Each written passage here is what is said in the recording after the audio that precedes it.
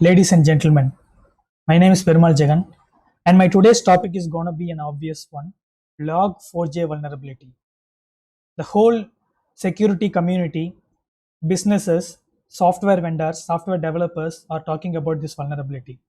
So, why we need to know about Log4j vulnerability and how critical it is? So, I'm going to explain that in detail in today's video. And before starting, my huge shout outs to security researcher John Hammond because he came up with an excellent room in TryHackMe which clearly explains about this vulnerability. And I'm gonna walk through that particular uh, room in TryHackMe.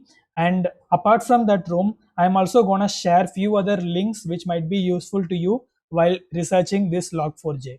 Okay, so without wasting a time, let's begin.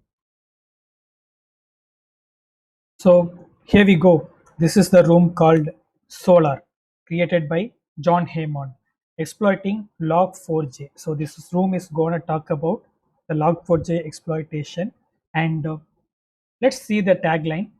Explore CVE 2021 44228. So this is the common vulnerability exposure ID, and a vulnerability in Log4j affecting almost all software under the sun. Hope you can understand this sentence, this phrase. Since the Log4j package is ubiquitous, it is used by most of the applications. So all those applications need to be concerned because of this Log4j vulnerability. And let's uh, let's see the introduction for this. And on December 9th, 2021, the world was made aware of a new vulnerability identified as CVE 2021 44228. After the Java logging package log4j, this vulnerability earned a severity code of 10. So the severity code is 10, so which is most uh, compared to others. So and offers more trivial remote code execution. You need to understand the word trivial. What it means is all we need is just one line. By using one line of code, we will be able to exploit the host which is using the vulnerable log4j. So that is another thing that we need to be worried about. And the attack is also called as, this vulnerability is also called as log4 shell. And today, Log4j version 2.16.0 is available and patches this vulnerability. And the particular version disabled the functionality JNDI, Java naming and directory index. So I'll explain what it is. Support message lookups is removed, and the new OS vulnerability is also present. It's not present, sorry. So this is all about this particular new version. So people, you are about to patch the vulnerability, then it would be the prominent version to upgrade. And here is the path. He also shared the link to official Apache path, the GitHub repository, where we will be able to see that particular version of package and its source code is available. All right. And however, the sheer danger of this vulnerability is due to how ubiquitous the logging package is. Millions of applications as well as software providers use this package as dependency in their own code. So while you may be able to patch your own code base using Log4j, other vendors and manufacturers will still need to push their own security updates downstream. So what he is trying to say is, since this package is used by various applications, if we are using those softwares and applications, we need to be relying on the software vendors to patch this vulnerability. So that's what he's trying to say. And many security researchers have linked this vulnerability to shell shock. So security researchers says this vulnerability resembles shell shock vulnerability. And there is also another link where we will be able to find the list of softwares and applications which are suspect to be affected. So there is a link developed by CISA a cybersecurity organization by United States, and they are maintaining a database and they are updating it frequently, where we will be able to see the list of applications which is known to be affected.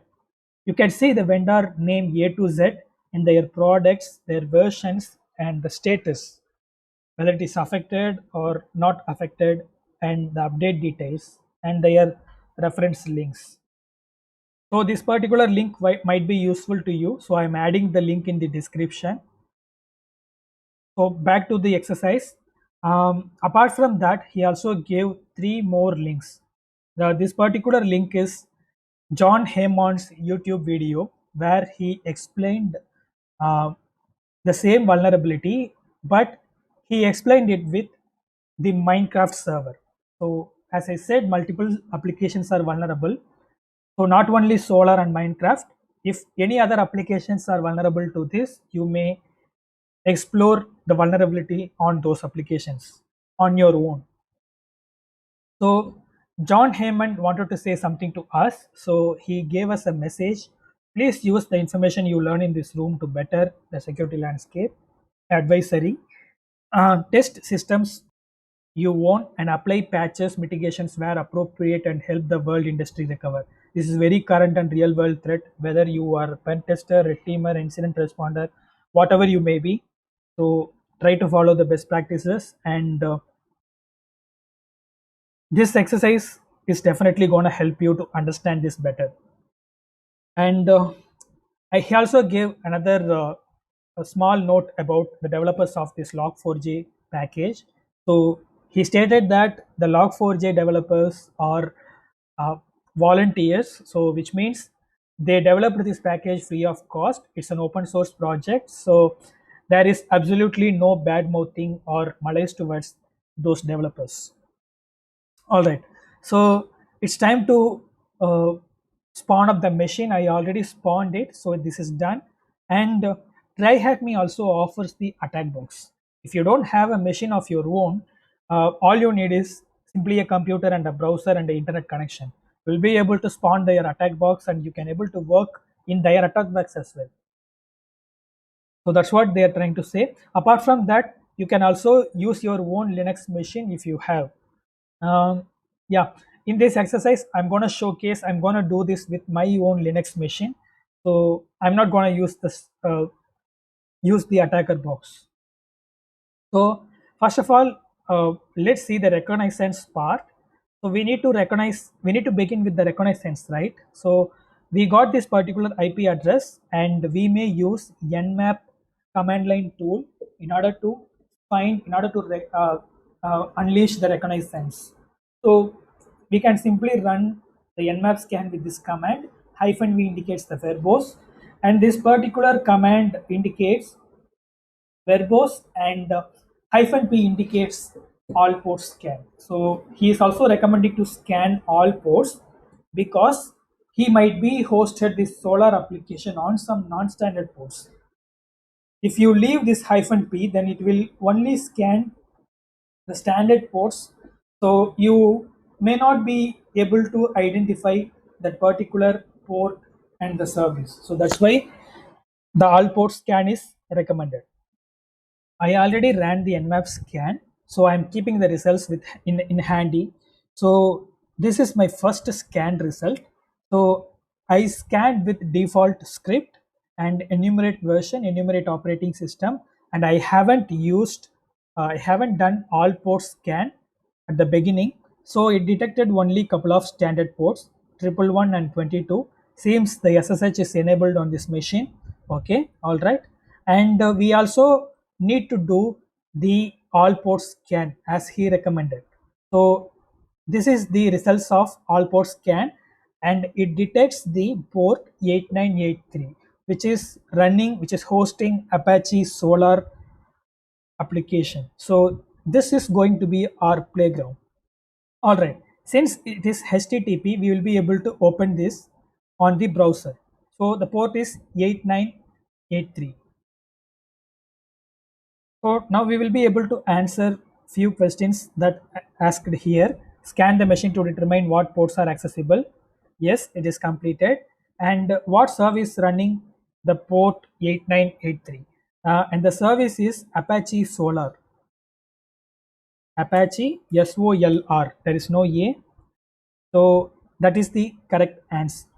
So we are good to spawn the HTTP instance now.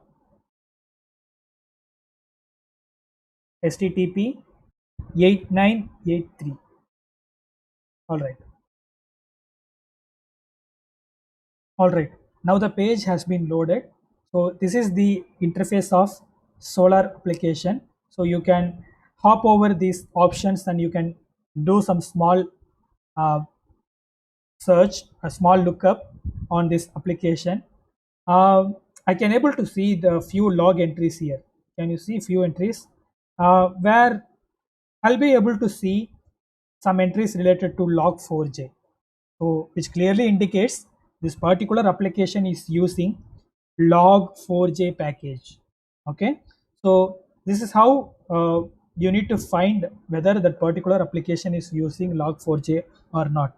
And let's read the next point. The reconnaissance part is done. Hence, let's move on to the discovery. In discovery, we have some task files. We need to download some task files. This target machine is running Apache 8.11.0. So its version is given. It is 8.11.0. And one example of software this is known to include the vulnerable log4j package. For the sake of showcasing this vulnerability, the application runs on Java 180.181. They also gave the Java version here. So we will be able to see the Java version here 180_181 and explore the web interface accessible at this particular URL and click around and get feel free the application. So you will be able to get some better understanding. So that's what we did a while ago.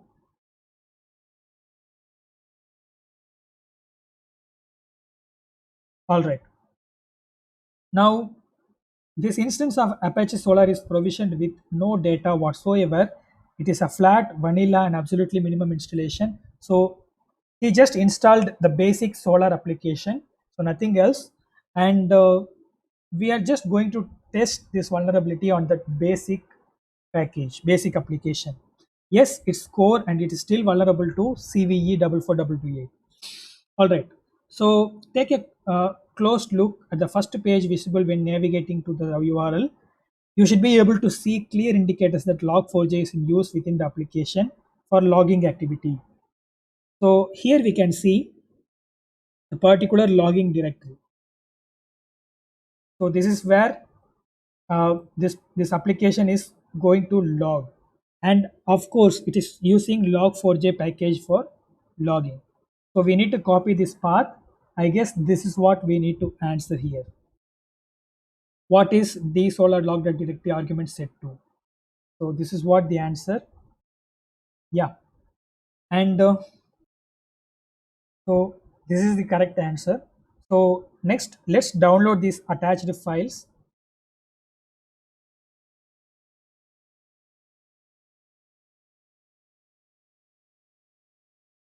So let me download this.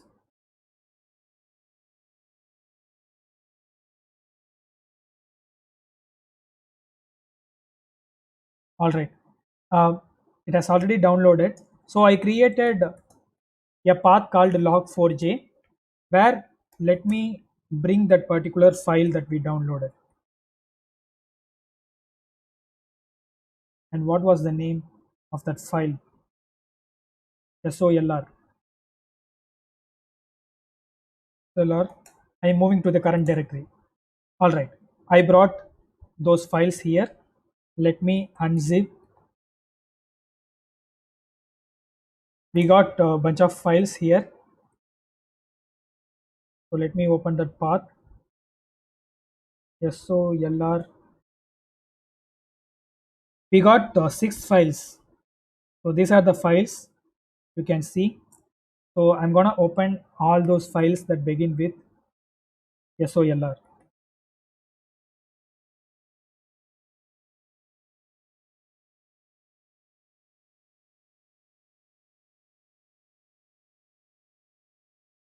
Let's see what are the contents in the each file. Uh, it seems to be some logging files. So there are some info level messages.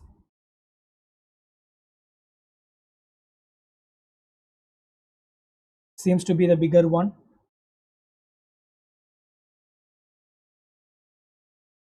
All right. Let's see this particular file, solar.log.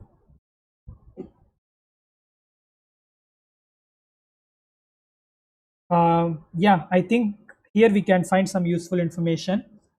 If you see this info log, where we can see the path to the admin page. So this seems to be the path admin forward slash course. So I think we need to note this particular path. All right. Let's see what else we have. The same kind of logs here as well. Nothing is here in this file. All right. Now,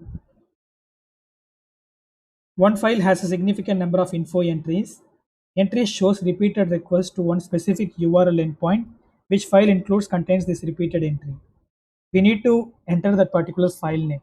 In the file name solr.log, we found that particular admin path, right? I think that must be the answer here. Yeah, this is the correct one. And what path of the URL or endpoint indicated in these repeated entries? So the path I already kept it in a clipboard. It is admin course. So let's enter that. Yeah, it is correct. And viewing these log entries, what field name indicates some data entry point that you use a user could control. So let's see the log entries in order to answer this question. So they're asking a field name which indicates a data entry point that as a user you may control. So what could be the parameter? I think you can find the parameter named params here. So this could be the answer. So let's try.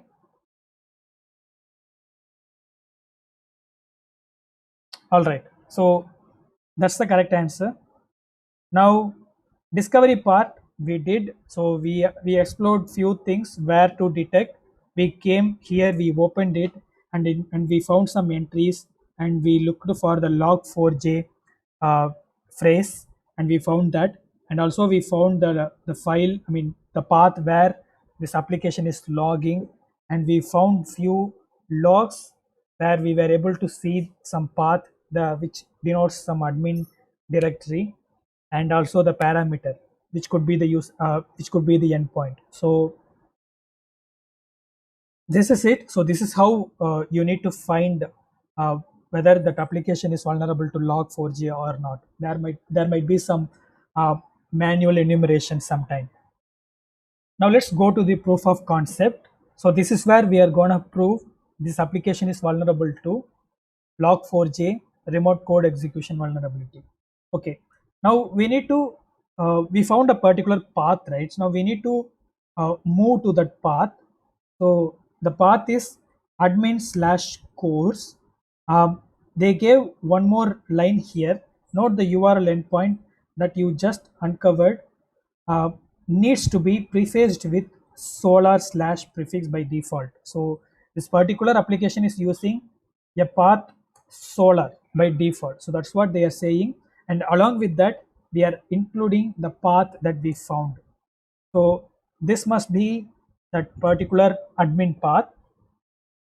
Yeah, here we can see the path.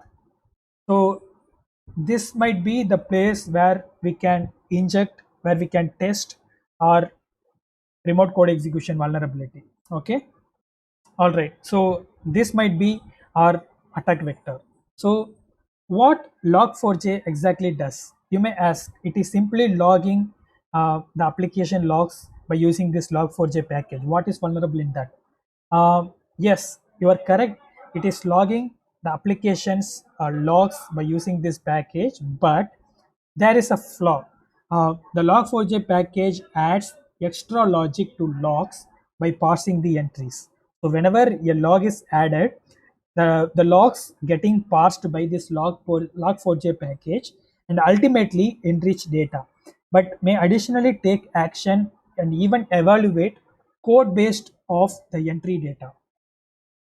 So this is the gist of this vulnerability. So that's what given by uh, John Hammond. And other syntax might be fact executed just as it is entered into the log files. Okay, so he gave some similar kind of syntax here. So this is not the syntax that we need. The syntax we need is given here. So this is the one line which is responsible for the remote code execution. I already we already came through the phrase JNDI.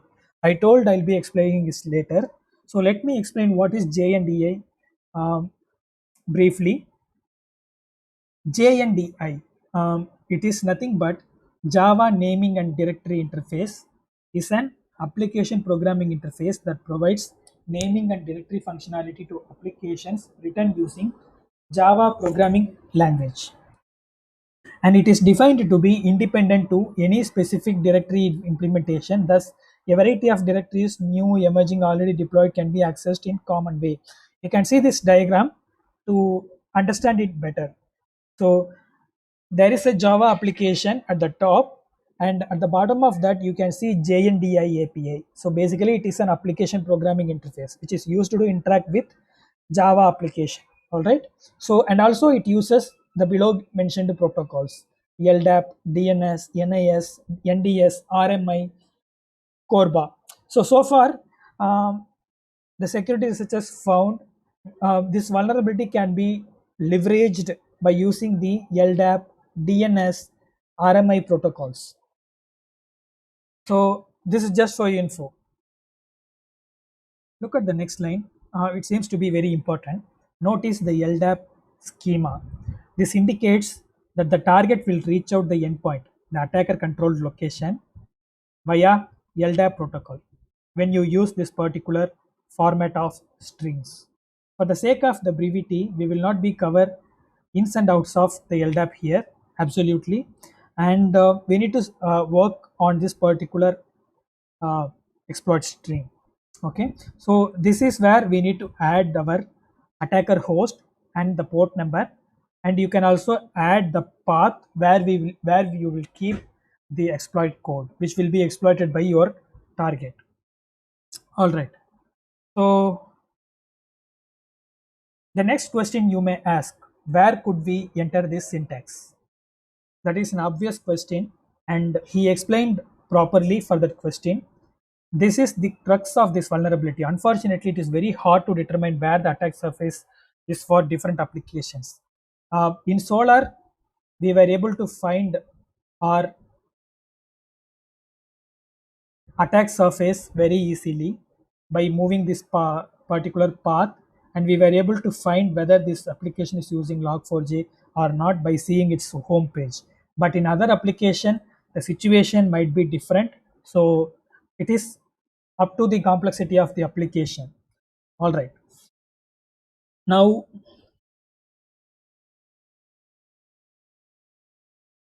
simply seeing the presence of the log4j files doesn't clue in on the exact version number or even where and how the application might use the package. And also, this vulnerability depends on how that particular package is used by that application. All right.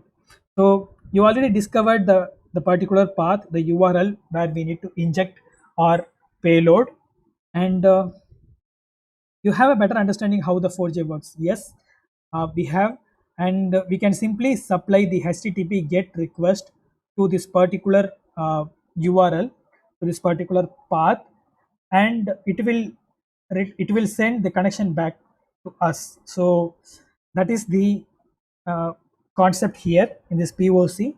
So let's try this. And also they gave another information here, other locations where you might supply this JNDI syntax. or it may be any input box. So it may be anything that that particular victim is logging. So if you supply something in any input box or username and password box, then obviously it will be logged by that application, right? So those places can be the injection point, and the HTTP headers such as user agent, X forwarded for, and other customizable headers are also be or injection points, or any place they use to supply data. All right. So yeah, and also John gave another link where they explained about the JNDI attack vector, and this document shared in 2016, which is very old. You can refer if you want. All right. So first of all, we need to view, we need to know our own attacking IP address. So in order to give it in that command, so let's try to get that particular IP address. We can use ifconfig either, or you can simply use IP space address. So this is my address. This is my TryHackMe VPN connected IP address 10.9.235.231. So this will be my attacking IP where my target machine is gonna send the connection. All right. So we found that particular IP. So it is completed, and you need to prepare the netcat listener here. In order to prepare the netcat listener, the command is very simple: netcat hyphen lvnp to enable the connection on all the ports and verbose. I am using port 5555.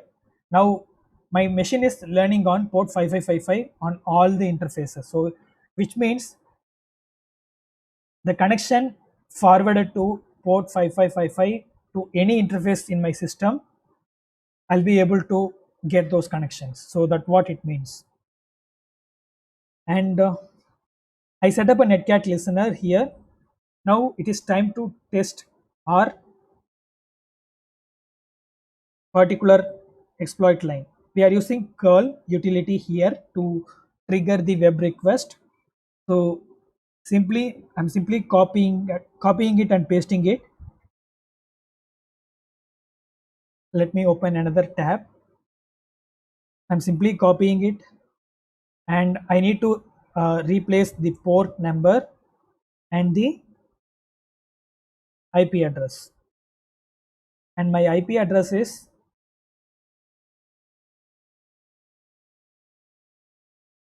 10.9.235.231.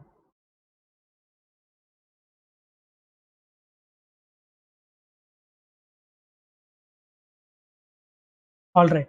You can see we have received the connection from this particular victim machine. Since the connection is through LDAP protocol, we may not able to add further commands in this connection. So for that, in order to fix that, we need to uh, do some few modification. So let's do it in the exploitation part. And here he gives a small advisory: due to the use of dollar signs in character in your syntax, you must ensure you wrap your URL within a single quotes. So bash your command line, your shell doesn't interpret it as a variable. So keep this in mind while using the command. And this part is done. So now that you have a listener stage, make a request to the including JNDA payload syntax as a part of HTTP parameter. They can be easily done with the curl command utility. All right. So verify you have received the connection by seeing the following message in the netcat listener. Yeah, we did. We just received the connection. Now let's move on to the exploitation part.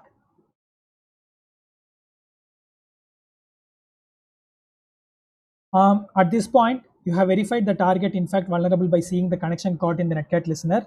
Yes, it is. However, it made LDAP requests, so all your netcat listener may have seen was non-printable characters. Yes, we were able to see a non-printable character here. So that's what they mentioned here. Um, We can now build upon this foundation to respond the real LDAP listener.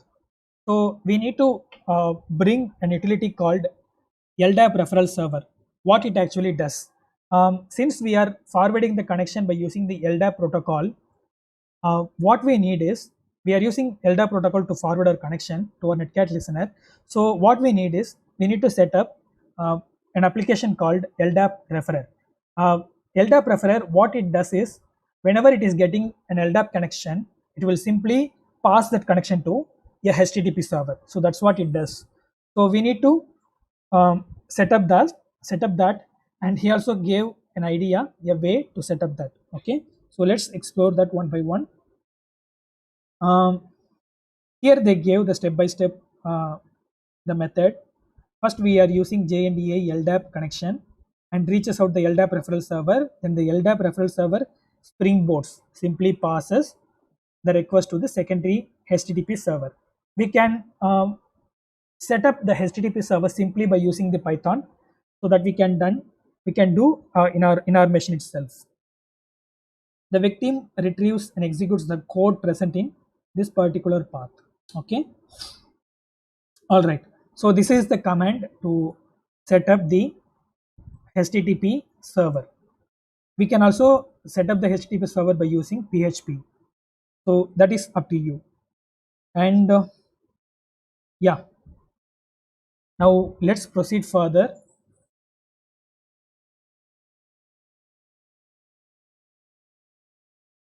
The first order of business, however, obtaining the LDAP referral server, we will use a utility developed by Marshall Sec. So this is the link for that utility. I'll give that link in the video description, so you'll be able to refer it. So this is the utility. You can set up this utility before trying that exploit. And there is a prerequisite. You need Java 8 in order to uh, build this utility, and also you need Maven package. I already installed Maven package in my machine, and also I am running Java. Let's verify my Java version. My Java version, the command is -version. My Java version is 11.013. I may not have the version 8, but still I'm successfully able to exploit uh, this log4j. And also I need Java compiler. Let me verify that as well. My Java compiler version is also 11.013. All right. So before setting up this utility, make sure you are having Java in your machine. All right. I already set up this Marshall Sec LDAP referrer utility. Hence, I'm switching to the next step.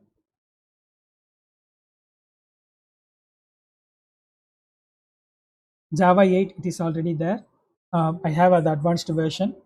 Now we will need to retrieve the Marshall Sec utility referred previously. So once you downloaded the Marshall Sec utility, you need to move to that path, and you need to install the builder called Maven. And by using the Maven builder, you need to build this package. It may take a while, so wait until that. So I already accomplished these two steps. So the next thing is, I need to start up my LDAP referrer. So let me move to that Marshall Sec utility, cd Marshall Sec, and this is where I need to launch my LDAP referrer. So let me do that. Meanwhile, let me clear this connection. I'm keeping four windows at the same page.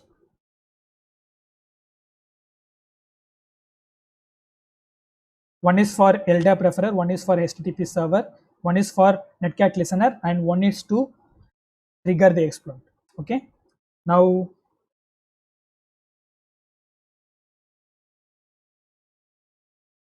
all right. Let's move to the top one. So where I need to start my LDAP referrer, -cp, and I need to switch to the target folder, where I need to refer this particular jar file. Then again Marshall sec, where you will be able to see the list of utilities offered by this Marshall sec.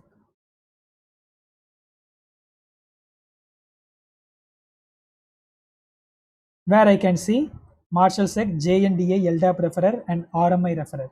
If you want, we can also try with RMI, since this exploit is vulnerable to RMI as well. Alright, now I need to refer the LDAP referrer JNDI,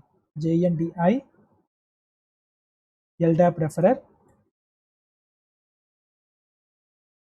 and at the end we need to add our attacker IP and the port and the respective path where we are going to keep our exploit.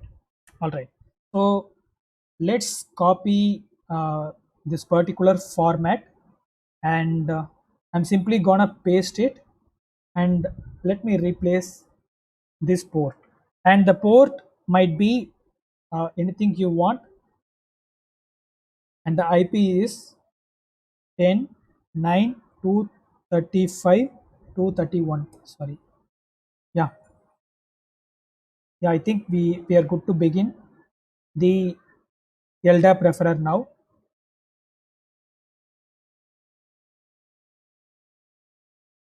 Yeah, the LDAP referrer now began. Let me close this connection and begin it in a new page. All right.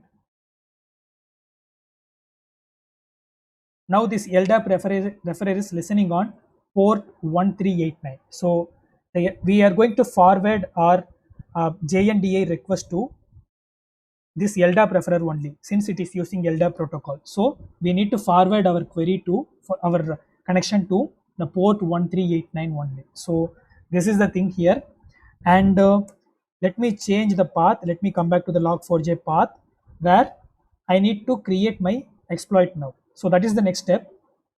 Before that, let's answer these questions. What is the output of running the command, the above command? So we found the LDAP referrer began listening on port 1389. Enter the same here. All right, we answered it. Now the LDAP referrer server is ready and waiting for the connection. And we can open the second terminal window to prepare the final payload and secondary HTTP server. Now it is time to prepare the payload and set up the HTTP server. So the HTTP server will be referred by our LDAP referrer. So whenever we are sending connection from the vulnerable host, it will forward to LDAP referrer. From there, we can forward the connection to HTTP server, from where it will bring the exploit. Now the next thing is we need to prepare the exploit. So let's see how to do that. Ultimately, the log4j vulnerability will execute arbitrary code that you craft within the Java programming language. If you are not familiar with Java, actually he gave the syntax also. So this is the program we are simply going to use, and we are going to use this program, and we are going to compile that. We are going to supply the compiled form of script to our victim. Okay, so this is the code. You can simply copy and paste, and you can slap it in the notepad you want. I already did that, and this is the string we need to modify. So I added my attacker machine IP here, and I mentioned port 3333. So this port is different from the port that I already mentioned in LDAP referrer. In LDAP referrer, I mentioned 4444, and it started listening on 1389. So now I am using a different port, which is 3333. So all we need is we need to compile this particular script. All right, I already stored that file as the name exploit.java, and now I can compile that with a single command javac, and I need to add my exploit file here. All we need is simply to implement this javac command. Now it compiled. Now if I open this path, I can see another file newly created called exploit.class. So the javac compiler created a class file. So what if I try to open this class file? simply bytes. So machine language. So it simply shows the machine language, the bytes. So it simply the compiler simply converted the human readable language into the machine language. So this can be readable. This can be read by or victim because it is using the JNDI Java. I mean JNDI API and the Java uh, what is called what Java designed the log4j package. Okay, now all we need is to begin the HTTP server in this log4j path because this is the path containing my exploit.class file. So let's start the HTTP server. I am beginning the server with Python 3. The command is python 3 -m http dot server and the port is I need to use this particular 4444 because uh, whenever this particular path is sharing the exploit the class file to our victim, it will simply pass the connection to the LDAP referrer, which is the port 4444. So I'm simply using the port 4444 for return direction. Now I began the connection. You noticed one more thing here. In my exploit code, all I need is to run this particular command. No, I'm not going to run. My victim is going to run this particular command by parsing this file. So when the victim machine parses this file, it is going to end up running this command. So while running, I need to be waiting with this port, right? So I'm going to start the netcat listener with the port 3333, and it is simple hyphen lvnp 3333. Now the netcat listener is also began. Now we set up all three listeners. Actually, this is the server, the Python HTTP server. Two listeners we set up. Um, Now let's read what is the next step.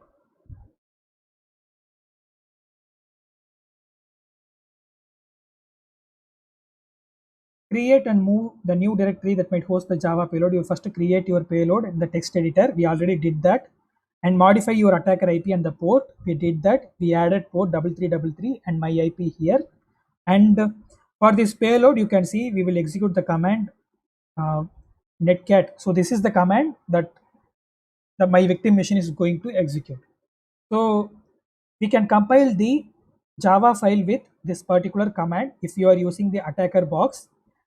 This hyphen source 8 and the target 8 simply refers the Java compiler version. So this one we need to keep in mind. And I guess I need to change something here because um, let me close this connection server. Actually, I'm using Java compiler of version 11.0.3, so which is not compatible, I guess. So what I'm going to do is I'm going to delete that the class file that I created, exploit.class. I removed that file. Now I'm going to compile that exploit.java once again with version 8. So all I need to do is Java compiler exploit.java hyphen source 8 hyphen target 8. So that's what it is. Yeah. Now it is compiling. Done. Exploit.class file is generated.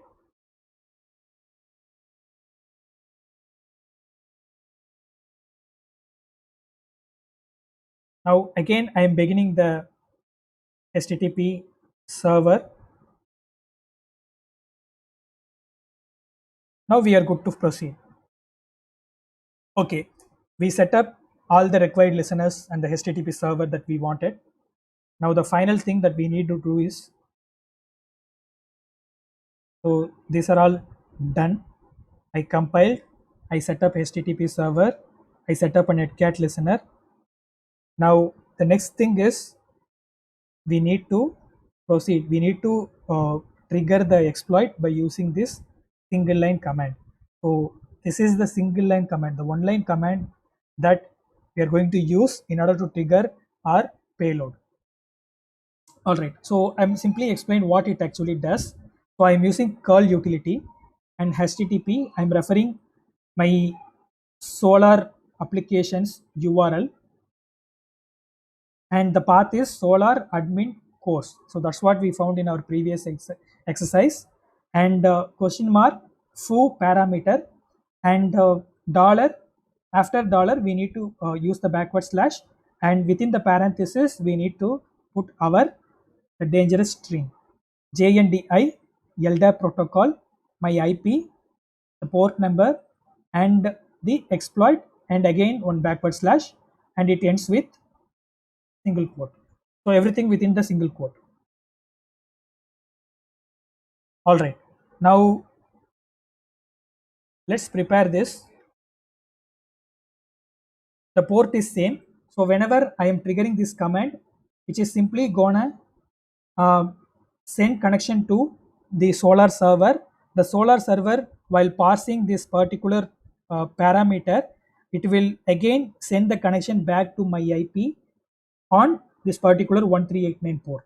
I already started the listener. It is listening on the LDAP referer. It is referring on 1389. So it will grab the connection and it will forward the connection to this particular Python server to port 4444. So that's what we did here.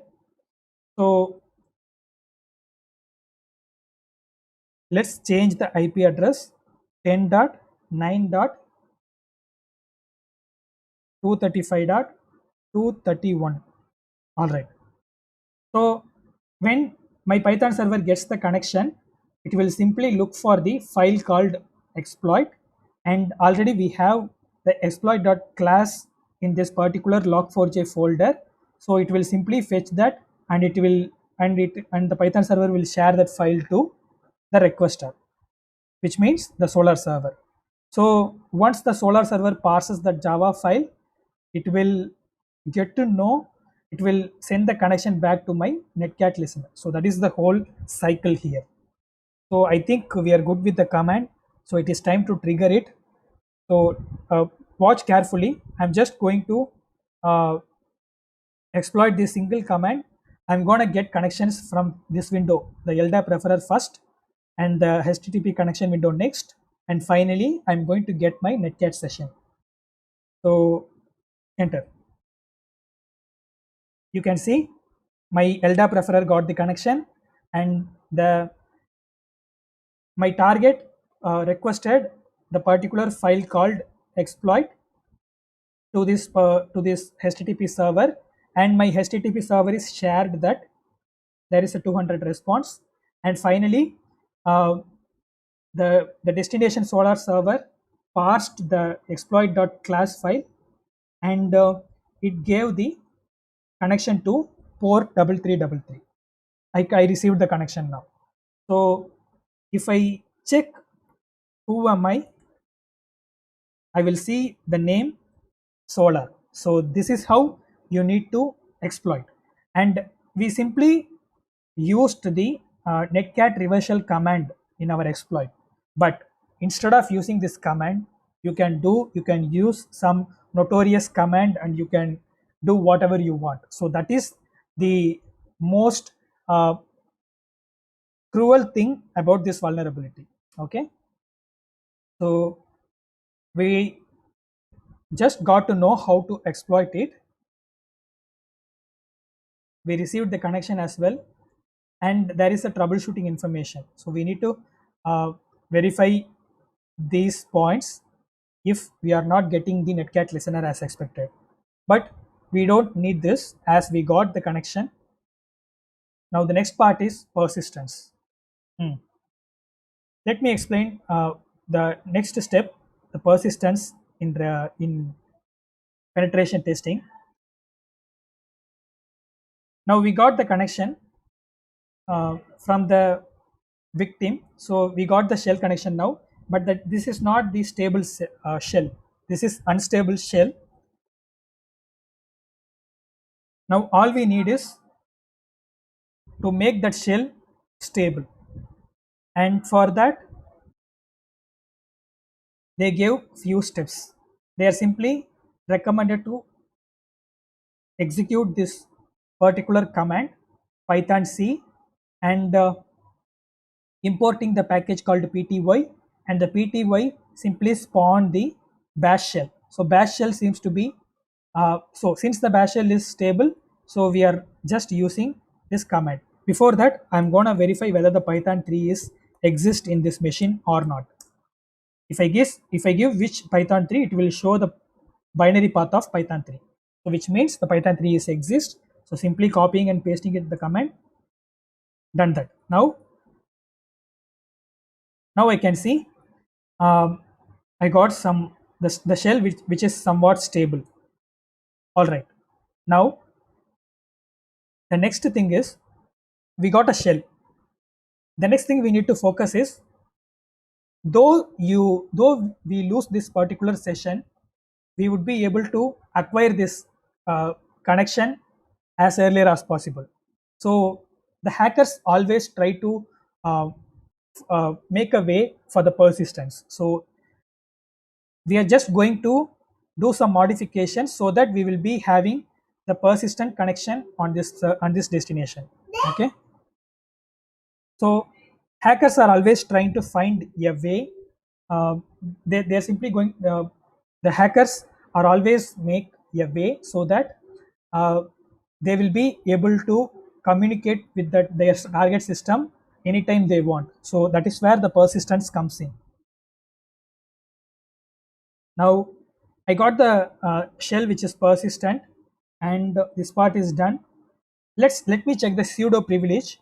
So in order to strengthen my connection, I'm gonna check the pseudo privilege, sudo l. It will say it gives all password, no password all. So which means we are going to use this sudo command without giving a password, and we can execute all the command that we want. That's what it says. So I'm gonna switch to root without giving a password, sudo hyphen I. So now I am a root. Sorry, who am I? Now I am a root. Now I can simply change the password of the user Solar. We already found a user called Solar. So let me manipulate that password. In order to manipulate, the command is simple: pass wd that username Solar. Now I need to enter the new password. I'm simply giving a password 12345 or whatever you want. Now the password is updated successfully. We already found in our nmap scan that the port 22 is open, so we will be able to access this machine with port 22. So let's do that. I copied the IP, SSH SOLR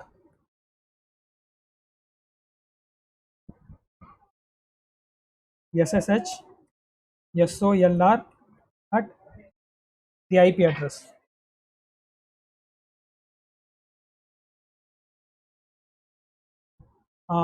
The password is 12345. Now I logged in that machine. I'll be having the permanent access to this particular target machine. So this is how I grabbed the root access, the privileged access for this machine. So that is why we are saying this log4j vulnerability is so critical. All right. So we did this.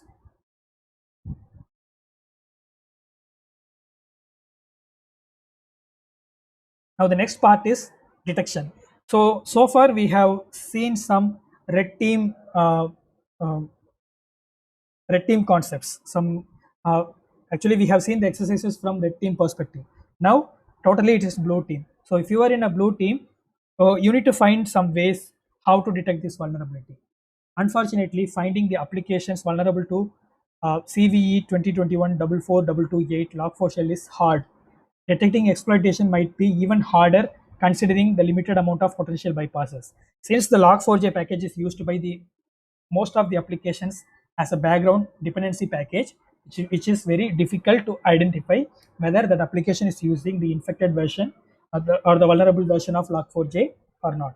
Okay, so with that said, the information security community has been incredible, outpouring the efforts to support developing tools, script for the better constraint to the threat. So actually, John Heyman gave few links that worth to take a look. So you can look these links, and if you find it worth of using in order to find the log4j vulnerability, then you can go ahead and proceed. And also he added one more URL where uh, we will be able to see the bunch of uh, resources, bunch of information regarding this log4shell vulnerability. So this will be another useful resource to refer. So I'll be adding all these links in my description so you can refer it. All right. To explore our own logs, with you use your SSH connection or reverse shell to move into the directory solar.logs are stored. So we already found that path where the logs are getting stored. So let's find that path where dot solr dot sorry slash that slash where slash solar slash logs. So this is the path. Let's move to that particular path. We can simply use our SSH connection since we are persistent, where I can see the list of logs. I can see the files here. So let me open the files one by one. I'm using solar.log file. Oh, sorry. Simply I'm using nano editor solar.log. Now here we can see the logs are getting stored.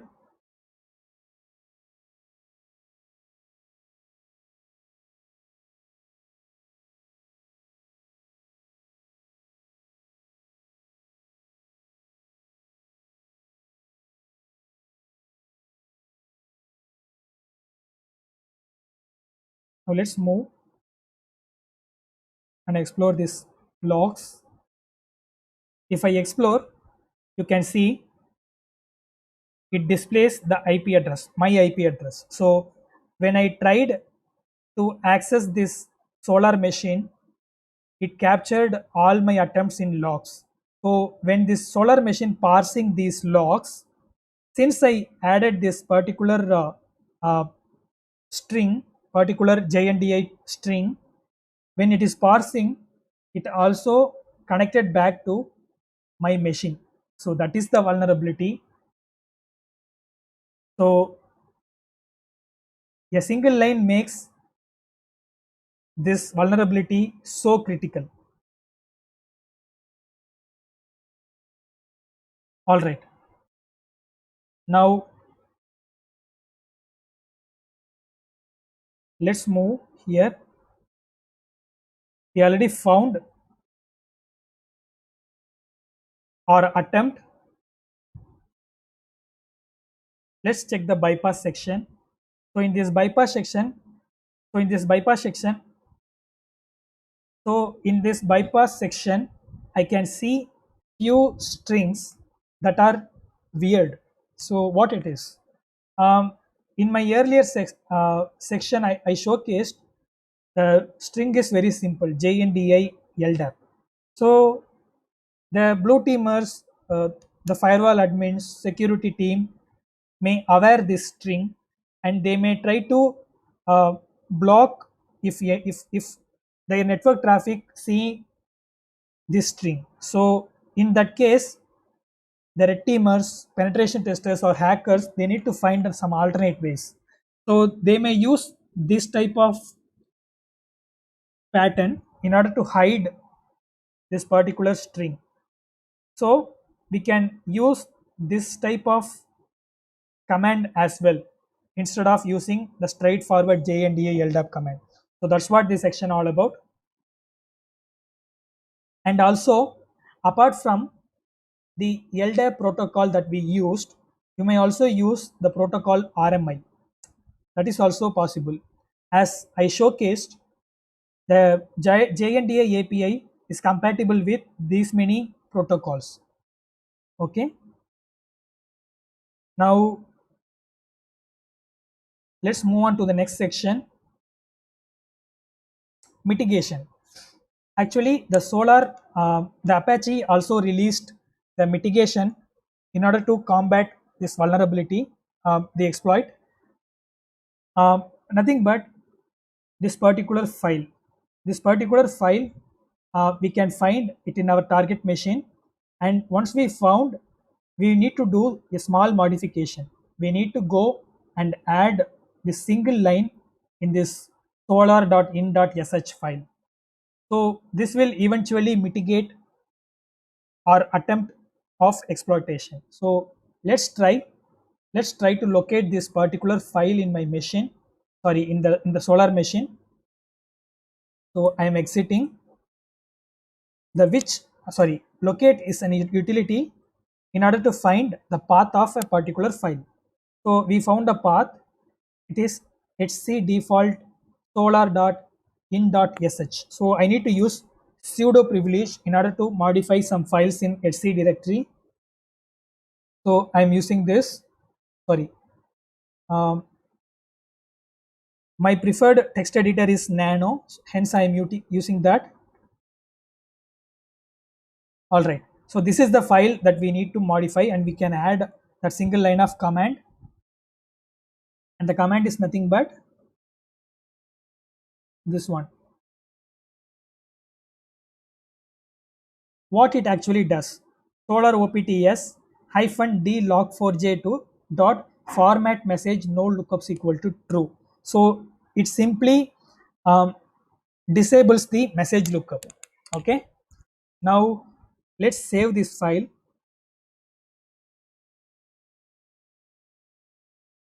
All right, I saved this file. Now let's try to exploit this once again and see whether we are getting the shell netcat. Let's try to explore this once again and whether we are getting the netcat session or not. Let's see.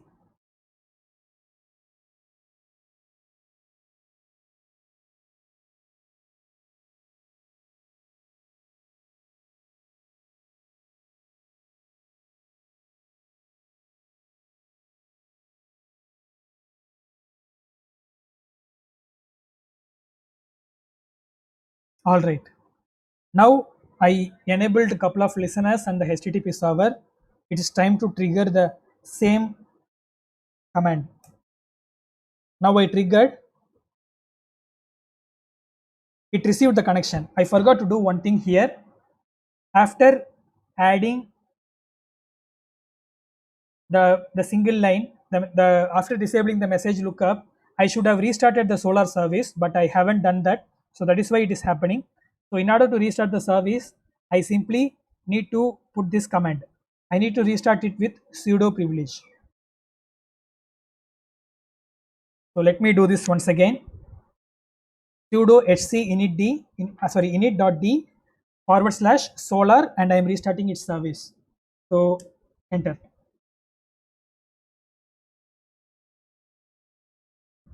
Now it is restarting.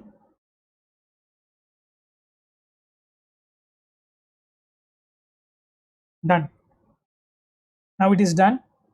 Let's try the exploitation attempt once again. I'm clearing the screen to showcase it clearly. Netcat listener.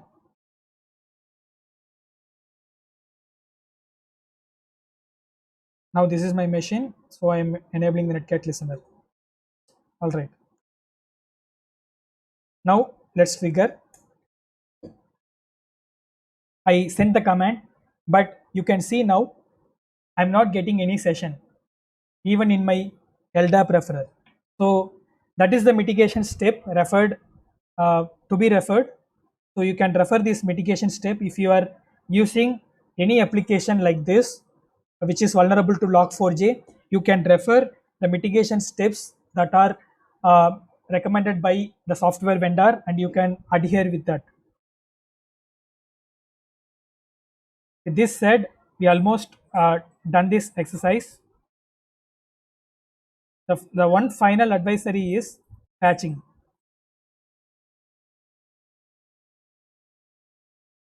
So it's a small advisory. At the time of creating this exercise, Apache Solar 8.11.1 has not yet been released. So with a formal patch for CVE 44228 along many other software oops, um, providers, the industry is frantically scrambling to patch their software and push it downstream to end users quickly as they can. Please understanding this frenzy there are so many potential places that this Log4j vulnerability could be present. We may never see this end of uh, this vulnerability for a long time. So the onus is on you, on me, and on each and every one of us to raise awareness in this incident and hold the community accountable for actively responding. When the time comes, roll out the patches that have been made available and continue to hunt for instances for this vulnerability. Take a village. So it is just a simple advisory from John, and he gave some link to refer the affected products. And apart from that, let me show you. So this is just a message from John eventually. So that's it. We have done this exercise. uh, let's move to the advisory shared by Trend Micro, where they where they explained this vulnerability very clearly. Here they gave the same kind of string. This is the string that we are using, and also they gave a diagram to explain this. So instead of actually we used a benign command, netcat reverse shell command. So we just took a connection from our target machine, but in real threat landscape, the situation is different. They may trigger some malwares, some rats, some cryptocurrency miners, some ransomwares. Yeah, that's all I wanted to say. This Log4j is very critical vulnerability, as I explained. So this is gonna stay with us for a long time. So if you're not yet patched it, so try to patch it immediately. If the patch is not available, there must be some mitigations. So apply those mitigations to protect your systems temporarily from this threat. And yeah, let's make sure the better security to everyone. If you like this video, consider subscribing my channel. You can like this video, you can share this video among your friends, and you can put your feedback in the comment section. I'll be reading those. Yeah, I'll catch you next time with another exciting concept. Until then, signing off. Love you guys. Thank you.